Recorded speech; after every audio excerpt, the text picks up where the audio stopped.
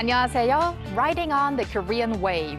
Welcome to Friday's edition of The Culture Wave. I'm Kwon So-hwa in Seoul.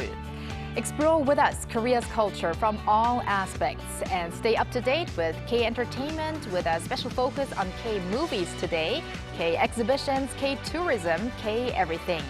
And we'll do all of that together with our Friday co-host, Bella Kim. Hello, Bella. Hi, Soa. Happy Friday, Soa. Happy Friday. And happy Friday to everyone joining us today on The Culture Wave. I'm Bella, here to co-host and fill you guys in with the latest in K-entertainment. And we're also joined by our Arirang's news features reporter, An Sung-jin. Hello, Sung-jin. TGIF. TGIF, guys. And hello to all of our viewers watching Culture Wave. My name is An Sung-jin. I'm a news features reporter here at Arirang News. And Sung-jin, I'm saying TGIF because you've been working hard this week.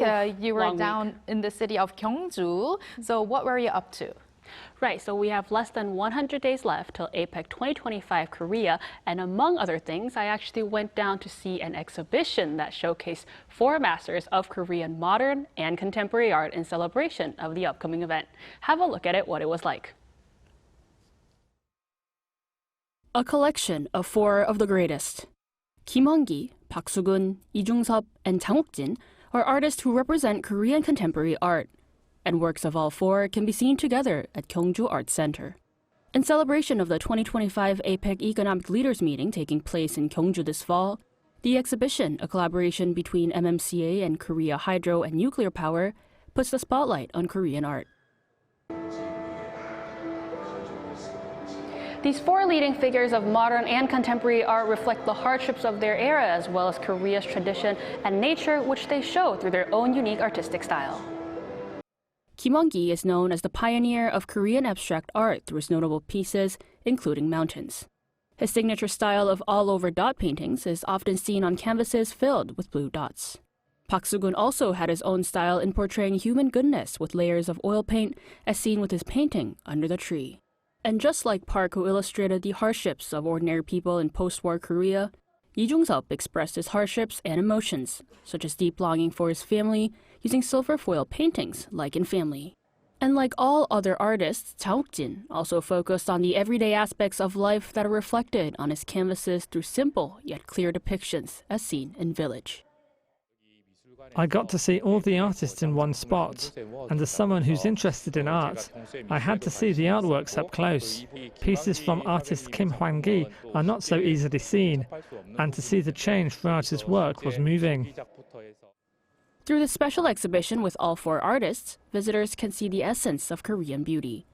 And the Gyeongju Foundation for Arts and Culture notes that more such events in accordance with the APEC Economic Leaders Meeting will take place to boost the city. Holding such a large-scale exhibition means a lot. Not only will it contribute to the vitalization of regional culture and art, but by hosting these exhibitions outside of Seoul and the capital area, allow local residents to explore these cultural events and boost their pride. This exhibition runs till October, so for those interested in exploring Korean contemporary and modern art, visit the historical city of Gyeongju. Wow, wonderful art pieces. But Sung-jin, it's probably different from watching it here, but being at the exhibition yourself. Absolutely. So was there any memorable piece there for you? Right, so I got to take a look at the exhibition carefully enough to pick out one favorite piece, and out of all of the ones that are obviously great and representative of Korean and contemporary art, it's actually the one that I've already talked about in my article, but the piece from Park Soo-gun titled Under the Tree stuck with me the most. I think it might be because they had a larger replica next to it, but this piece from 1961 is very textured, though all of it just represents a simple tree. Wow. And Sung-jin, the official at the Gyeongju Foundation for Arts and Culture, said there's more to come. So please tell us what we can expect. Right, so she hinted at 2 different events that coincide with APEC 2025 Korea. The first one being the International Gyeongju History Culture Forum, which is a 3-day forum that connects renowned scholars and writers from across the globe with the public through open conversations. Now, the second one is an exhibition titled The Chronicles of Gyeongju.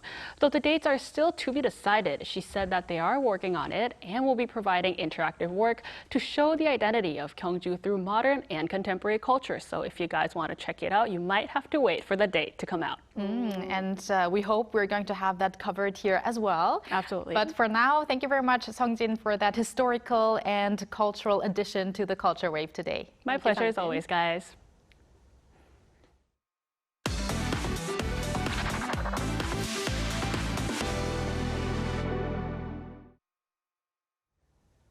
Time for some K-entertainment news with Bella Kim.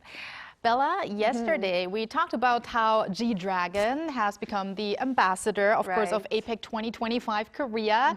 Now today we're going to talk about another big star who has become an ambassador of something that's very meaningful for a culture program like us, right? Definitely. Actor Park Bo-gum has been appointed as the honorary ambassador for Korea tourism for the year of 2025. The Ministry of Culture, Sports and Tourism will officially appoint Park as the ambassador next Tuesday. The ministry often works with top-tier Hallyu stars to promote their annual campaigns, including BTS, Lee Jung-jae, and New Jeans. Park, who was one of the stars of the recent Netflix hit When Life Gives You Tangerines, or 폭삭 속았수다 in Korean, will now lead efforts to promote Korea abroad over the next year. As an ambassador, he will appear in 2 videos produced in the style of a short form and music video. He also recorded the tourism campaign's official theme song, On My Way. The campaign videos will be screened on landmark billboards in 16 major cities around the globe, including New York's Times Square, Tokyo, Beijing, and Bangkok as well. Well, yesterday we indirectly invited G-Dragon to the program, but we are also very welcome to have Park Bo-gum here in the studio, of course, to talk about tourism and culture. Definitely. But Bella, you mentioned New Jeans was also part of ambassador program, but on a different note, the 3rd hearing of the New Jeans Adore lawsuit took place yesterday on Thursday. So tell us more about that. That is correct. The legal standoff between New Jeans and their agency Adore rumbles on, with both sides presenting conflicting arguments over the validity of the group's exclusive contract. Now on Thursday, the Seoul Central District Court held the 3rd hearing in Adore's lawsuit seeking to confirm the enforceability of its contracts with New Jeans.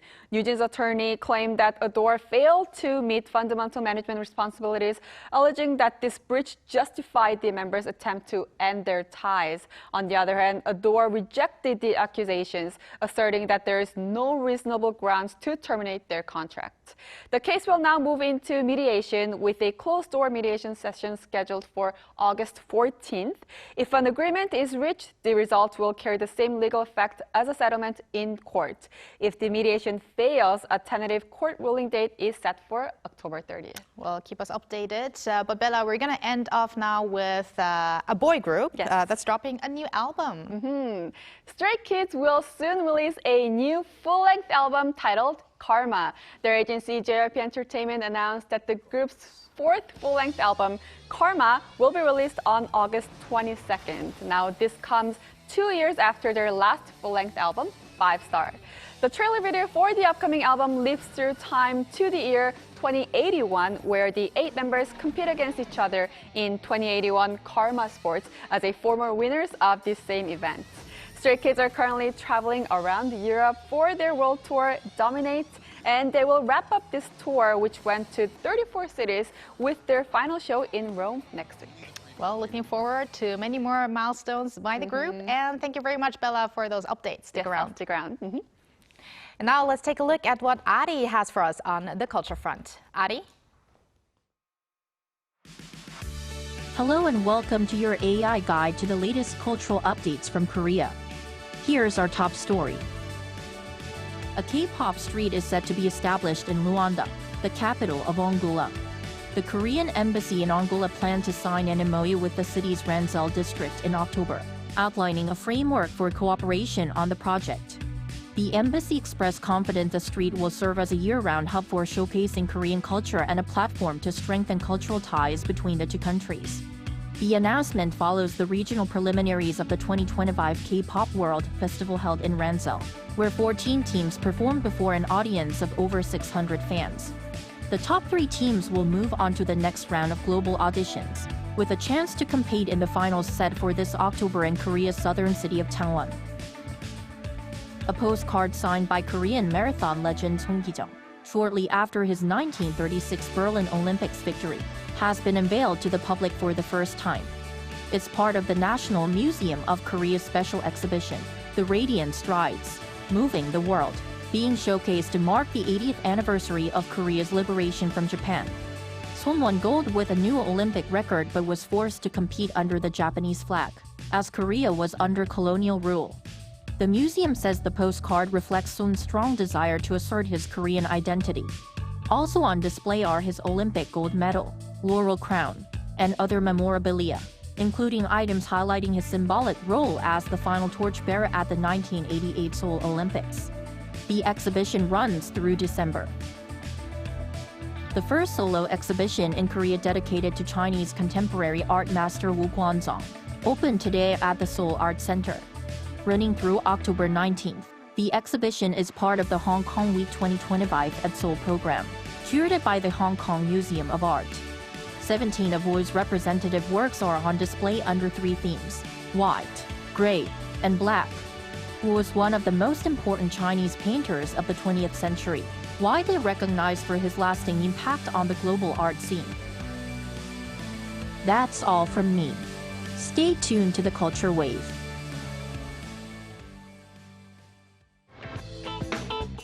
Here's a note to Arirang TV viewers. We are conducting a survey for our programs, including the Culture Wave, to meet our viewers' expectations.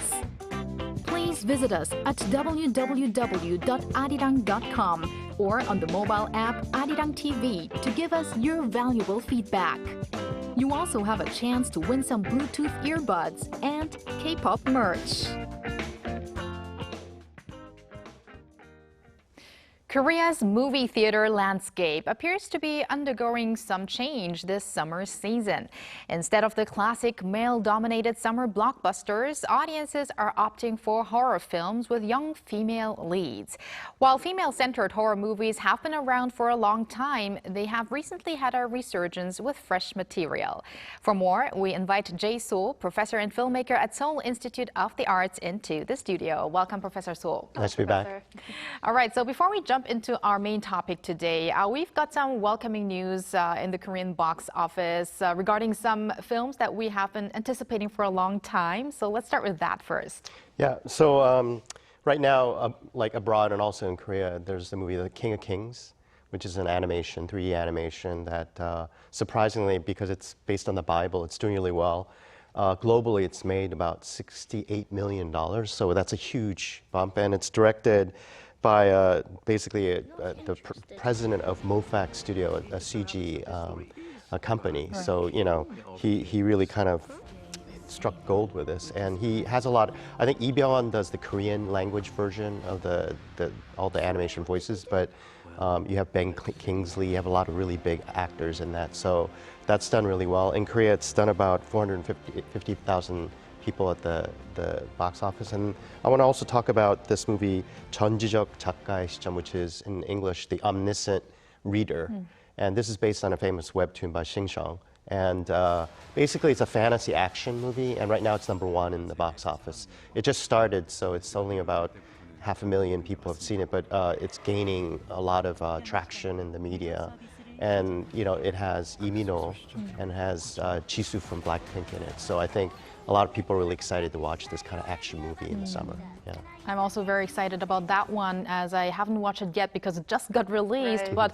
But The King of Kings, I really have to contemplate between whether I should watch the English version or the Korean version, right, because we have really great actors behind the voices. So I started with the English version. I'm probably going to go back to the Korean version once more.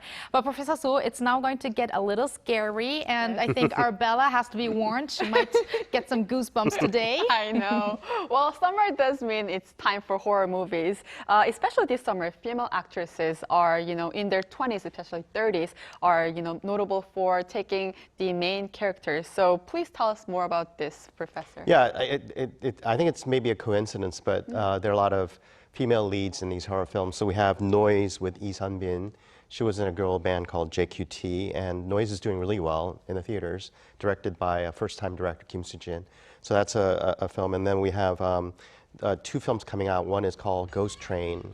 It has Ju Yeon-young who is from The Extraordinary Lawyer Woo Young-woo, and she's in SNL. So now she's in a dramatic role for that. And also there's a movie called The Ghost Game about sort of seances and things like that that has Kim Ye-rin from Red Velvet coming out. So these movies are sort of a trend where, you know, traditionally horror movies do have a female lead, like, you know, Nightmare on Elm Street, things like that. But in Korea, it's sort of unusual that all these movies are coming out together where sort of the main character is a woman. And right now, audiences seem to really like it. That's very interesting. I mean, there is an assumption that female lead movies could be a kind of box office risk. But with these releases this summer season, do you think that perception could be broken? Well, I think it's a global trend. There's a lot of movies coming out where, you know, a lot of female leads are happening. And just recently I saw, you know, Scarlett Johansson with, you know, basically Jurassic Park series. So it's proving that it depends on sort of like, I think the audiences are now very attuned to watching certain genres where women characters are sort of the lead. And I think it's finally catching up in Korea. But I think Korea's a Confucius society and very conservative views on women. But I think finally we're breaking free of those kinds of, I guess, traditional views about women. And I think audiences are sophisticated enough to go see a movie where the woman is the lead.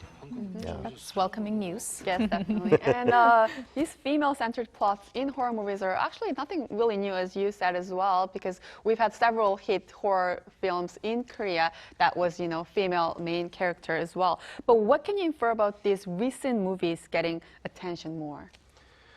I think one of the things about right now, you know, we had horror movies coming out, and that's traditionally does really well in the summer because, you know, it's really hot. You go inside a cool theater and then suddenly these movies are jumping right at you, so it really scares you.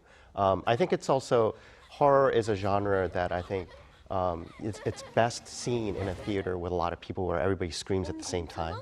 I remember seeing a movie in the US where, you know, basically it was almost like an interactive movie where the audiences were so into it, they were screaming at the actress who was about to open a door, they might be killed. They're like, watch out, things like that. So right now in movies, this is sort of, the horror trend is really happening. And I think after COVID, you know, it's about time that we all go to the theater and collectively enjoy something. And I think horror is definitely a magnet for audiences to come to the theaters to watch that together. And I have to say, for people who are not as good with horror movies as I am, I think it's less scary to go to the theater and watch all together instead of by myself in my home, right? That so I usually go to theaters to watch horror movies if I have to catch one that's, you know, really doing well. Right. You can grab the person next to you. Yes. And yell and, you know, hopefully that's not going to be me. But I was going to say, maybe after hearing from Professor Soo, I was getting convinced to watch, to go watch these movies that we just introduced today, because I'm also not a big fan of horror movies in general, but again, having that interaction with other people, being scared altogether is definitely one of the things that could even let us go to the movie theaters to watch those horror movies, because we even had some difficulties watching the trailer before. Yes, I did. And they make some scary trailers these days. Right. For sure. Yeah. Now, let's move on, Professor Soo. Another interesting aspect we are seeing right now is in recent horror productions, there are storylines that are based on reality-based stories. So that means some social life issues, from noisy neighbors to social media. So why do you think audiences are kind of drawn to these kind of real horror-based stories? Well, these kind of reality-based horror is, first of all, it's scary to be based on something that could really happen to you.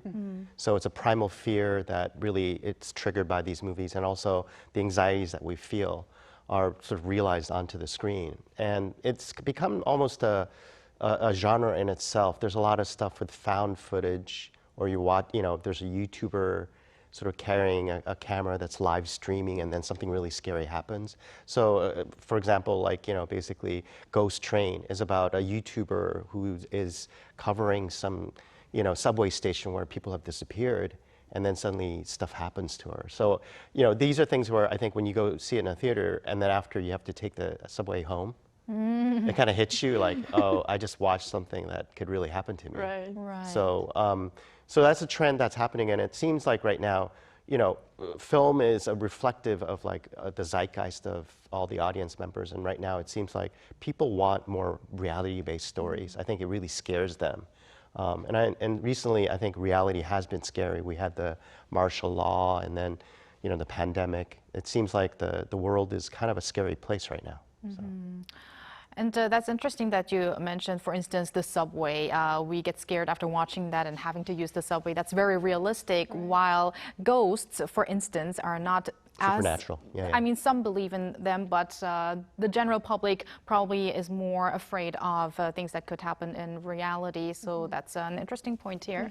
Just by watching the trailer previously, you know, something that's more fictional is less scary than something that's non-fiction. You know, that's real life is a little bit more scary for me.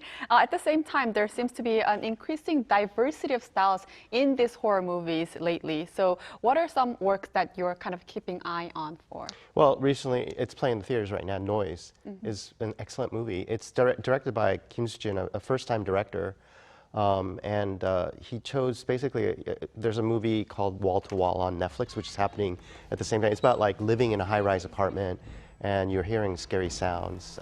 Noise is about basically two sisters that live together, and one of the sisters disappears. The other one has sort of problems with hearing, and then basically you hear these noises happening, and you're trying to figure out where the noise is coming from. So what I really like about the two movies, for example, is the use of sound.